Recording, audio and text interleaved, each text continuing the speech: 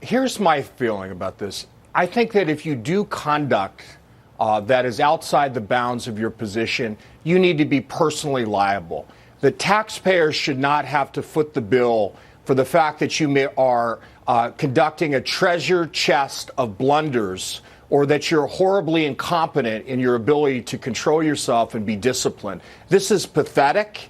It's what angers taxpayers. It's what inflames so many people that supported Donald Trump in trying to bring reform and to change the system. This is a textbook case of what's wrong with politicians and why most politicians are, frankly, shouldn't be in office. That they should be held accountable. I think they need to be personally liable. The law should change so that they should have exposure, and that the taxpayers shouldn't cover their conduct that is unbecoming. To Eric's point, Patrice, in the private sector, people are getting fired. There's no taxpayer-paid-for slush fund to pay off people in secret. Absolutely. I mean, what are we about to unearth here, Patrice? What do you think? Is this probe into harassment, is it just beginning? I think we haven't gotten to the bottom of this. I mean, if in fact we get to find out about all of those payouts, which of course are not all sexual harassment, they include other behaviors, but still just as unacceptable, I think we're going to be surprised and shocked. But it's good.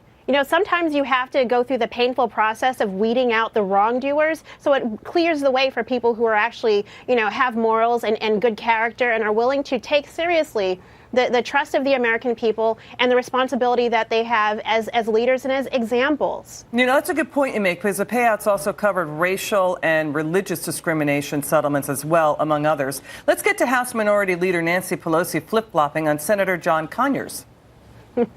Just because someone is accused, and was it one accusation? Is it two? I think there has to be. John Conyers is an icon in our country. Congressman Conyers should resign.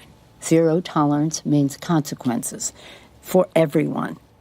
All right, Conyers is a civil rights icon, Eric, but Paul Ryan, Pelosi, and Congressman Clyburn all calling for John Conyers to resign. John Conyers' lawyer says he will not be pressured into resigning. Let's also note that Conyers used $27,000 from that fund to pay off an accuser who said he sexually harassed her. A number of accusers there. Should he step down, Eric? I think so, but I don't think he will.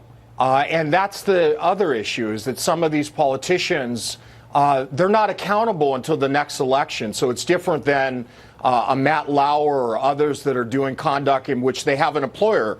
The employer are the people, but unfortunately, there's a period of time that needs to expire. And so Pelosi, look, she's probably got even more access to facts. She's hearing about it from her constituents, as are members that report to her. So she can't ignore it anymore. I mean, and it's part of a bigger zeitgeist and a movement to really, I think, correct things and and actually, I think, empower women overall. I think women are going to be the big beneficiaries, which is a good thing. I think it's a great thing. Patrice, final word. Should Nancy Pelosi, Chuck Schumer, Mitch McConnell, Paul Ryan, all of the leaders of Congress step forward and say, did you know about that fund, or did you not know about it? The taxpayer paid for a fund that paid out for these settlements. What do you think? Yeah, I mean, she should absolutely come forward and say what she knew. They all should, absolutely. I mean, what's interesting here is that, she has flip-flopped because, she realizes that she no longer has the moral ground. And, it's the establishment versus the activist and the outside versus the inside. And she had to kind of give up on this idea of a legacy. Well, what kind of legacy is civil rights if it's marred by sexual harassment? Okay, Patrice and Eric, thank you so much, and have a good weekend. Good stuff from you tonight. Thanks so much. You too, Liz.